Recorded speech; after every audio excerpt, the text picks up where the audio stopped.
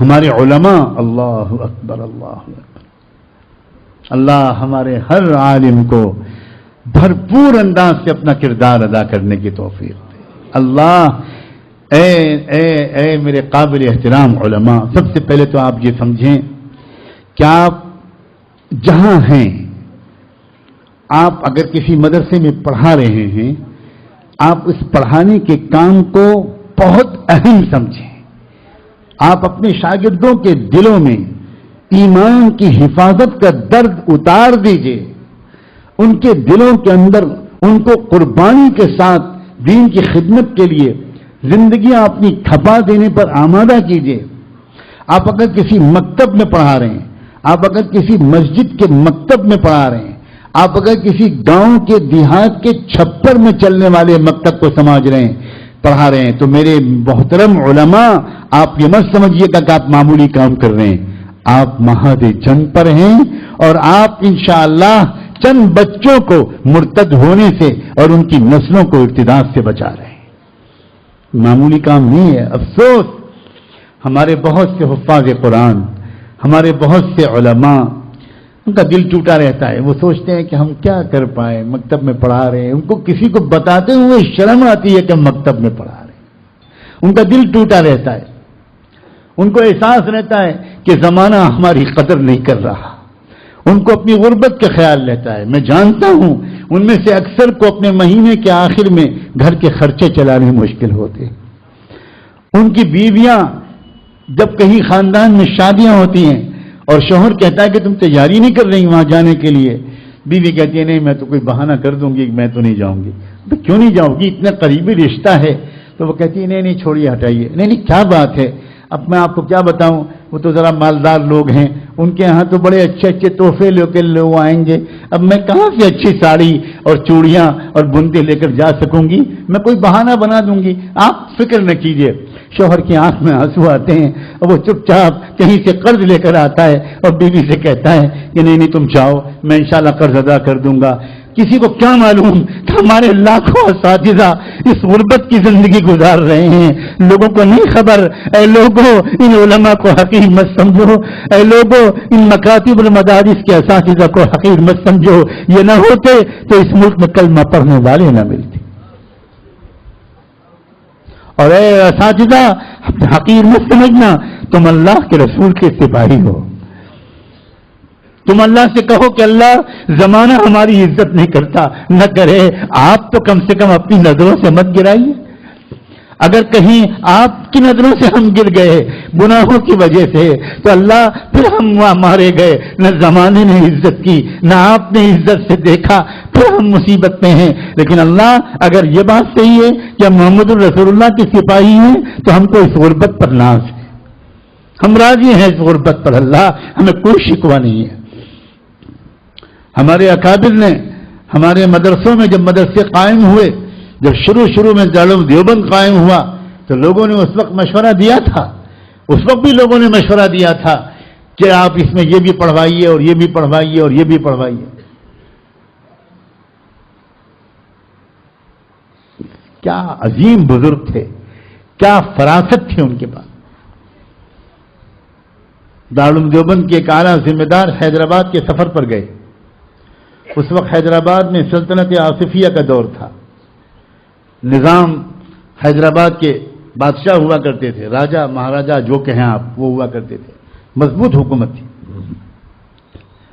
انہوں نے بہت احترام کیا دارالعلوم دیوبند کے محتمم صاحب کا، بہت ہی احترام، بڑا ضیافت کی، بڑی قدر کی، اور ان سے نظام حیدرآباد نے، سلطنت آصفیہ کے حکمراں نے خود براہ راست کہا کہ آپ کے مدرسے کے جو فاضل لوگ ہمارے حیدرآباد کے صدر دفتر میں کام کرتے ہیں، سیکریٹریٹ میں کام کرتے ہیں، ان کی جو کام پرفارمنس ہے، کام کرنے کا جو ان کا رپورٹ ہے وہ بہت اچھی ہے۔ جتنی اچھی فائلیں وہ لوگ مینٹین کرتے ہیں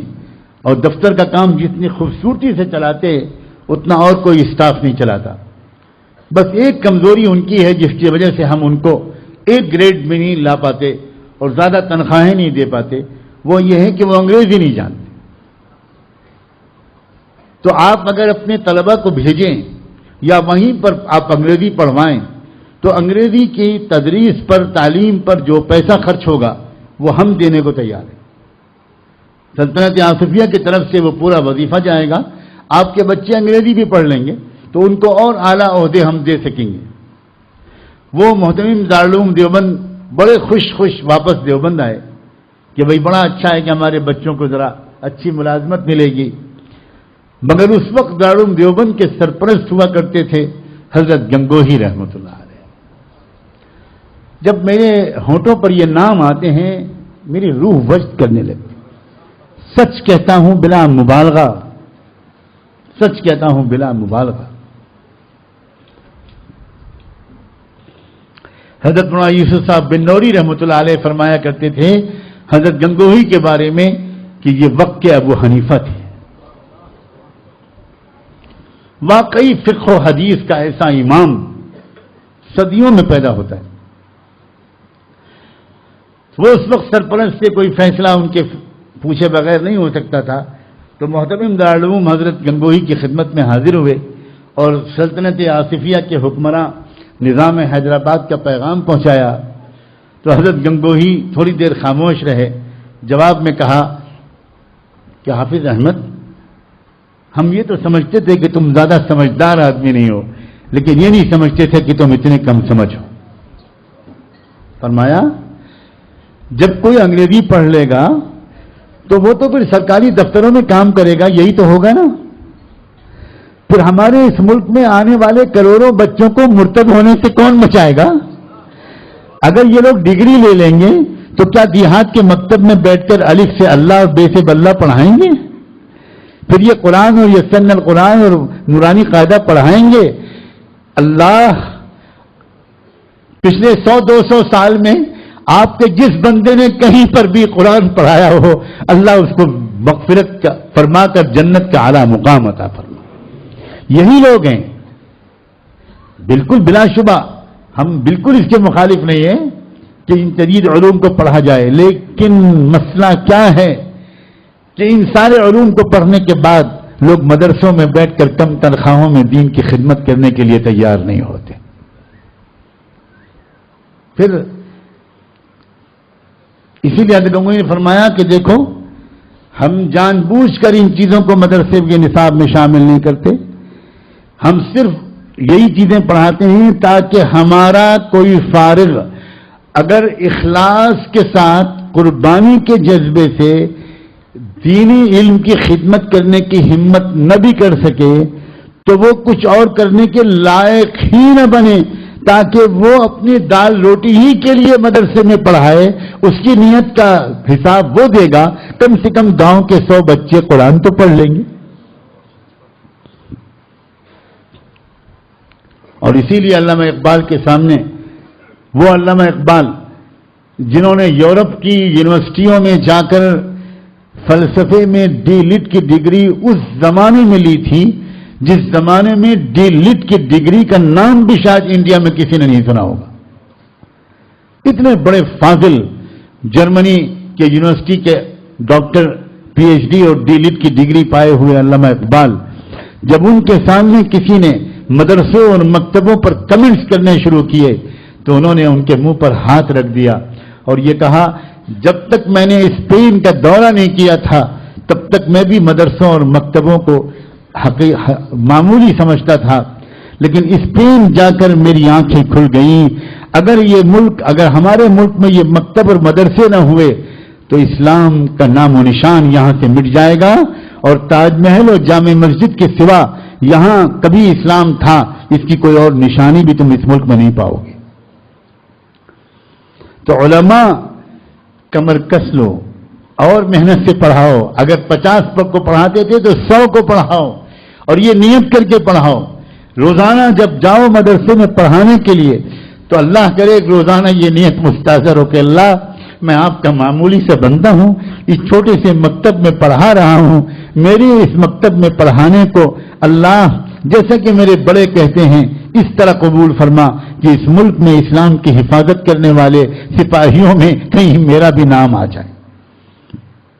بہت بڑا کام ہے جو علماء کر رہے ہیں۔ اور آگے بڑھیے، آپ مساجد کے ائمہ ہیں، آپ خطبہ ہیں، تو آپ مساجد میں جو تقریریں کیجئے، جو بیان کیجئے، وہ امت کو جوڑنے والی کیجئے، امت کو لڑانے، امت کو توڑنے والا کوئی جملہ نہیں بولنا چاہیے۔ مختلف حلقے، مختلف مسلک، مختلف جماعتیں، مختلف محنتیں، ان سب کے درمیان فاصلے کم کیجئے۔ ایسی باتیں امت کے سامنے رکھیے جس سے ہر سننے والے کے دل میں دوسروں کی محبت بڑھے، دوسروں کا احترام بڑھے۔ علماء کی بہت بھاری ذمہ داری ہے، بہت بھاری ذمہ داری ہے، امت کی مختلف صلاحیتوں کو جوڑنا، نظر رکھنا کون آدمی کیا کام کر سکتا ہے، جو مضمون لکھ سکتا ہے، انگلش میں آرٹیکل لکھ سکتا ہے، انگریزی اخبارات میں بھیج سکتا ہے، لیٹرز ٹو دا ایڈیٹرز کے جواب دے سکتا ہے، اس کا فرض ہے کہ وہ یہ کام کرے، وہ یہ محاذ سنبھالے۔ مسلسل خاص طور پر انگریزی کے اخبارات میں اور دوسرے اور اخبارات میں ایسی چیزیں آتی ہیں جس سے لوگ اس پیارے دین کے بارے میں بدگمان ہوتے ہیں۔ تو جس کا جو محاذ ہو، جو کر سکے کرے۔ اب غافل رہنے کا وقت نہیں ہے اللہ کے بندو، غافل رہنے کا وقت نہیں ہے، سنگین حالات ہیں۔ میں نے پھر کہا کہ میں تفصیل سے ان حالات اور خطرات کا ذکر کرنا مناسب نہیں سمجھتا۔ اللہ تبارک و تعالی ہمیں بس ایک ایسی ہمت اور طاقت دے دے، قربانی کا جذبہ دے دے۔ آپ تاجر ہیں، ہمارے علماء، اللہ اکبر اللہ اکبر، اللہ ہمارے ہر عالم کو بھرپور انداز سے اپنا کردار ادا کرنے کی توفیق دے۔ اللہ اے میرے قابل احترام علماء، سب سے پہلے تو آپ یہ سمجھیں کہ آپ جہاں ہیں، آپ اگر کسی مدرسے میں